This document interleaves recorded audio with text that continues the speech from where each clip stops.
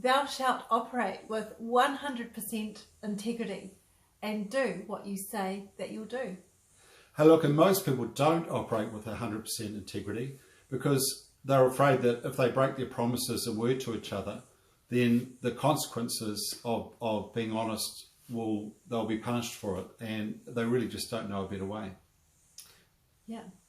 Yeah, so for an example, like my son Ben, he's a really honest guy and he's got great morals, but we would find that he would be punished because he would spend extra time on his computer. So as a result, he would lie about it. He would say, we'd ask him, are you using your computer at 2 o'clock in the morning when you'd see light shining through his bedroom, and he'd have his computer stuffed under his bed sheets, and he'd say no.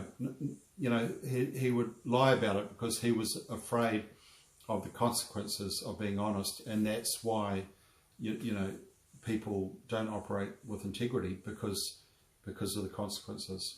Yeah, and it's exactly the same in a marriage. We don't operate with integrity. We don't do what we say we'll do because we're afraid, we're operating out of fear. But of course, what happens then as a result, there's a breakdown in trust, just as there was with Ben. In a marriage relationship, what ends up happening when trust breaks down, of course, there goes sex, intimacy, connection. They all go out the window. And both people in the relationship end up feeling isolated, alone, and there becomes this vicious cycle, this vicious negative cycle. And it's not your fault because most of us have in fact been punished for telling the truth, for not keeping our promises. And we haven't been taught how to communicate to restore integrity. Yeah, or to use another example, like often I would get home from work late. I'd get home at 6 o'clock or 7 o'clock, and I'd say that I'd be home at 5 o'clock to help bath the kids and to be there with the kids' dinner when they were young, and then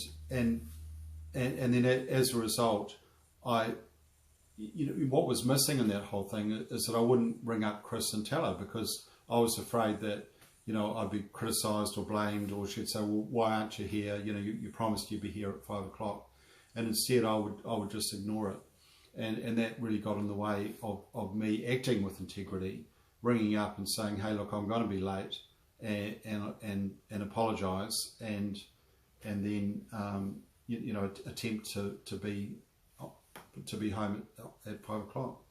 Yeah, and again, here's this vicious cycle at play. And both of us needed the tools of integrity, and yet neither of us had them.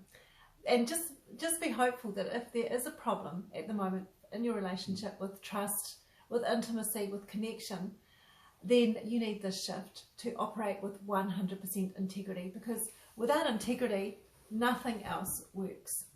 So if you'd like to know the 4 things that you can do to build integrity and the other commandments of $1 Million Marriage, then click on the link below and we'll see you on the other side.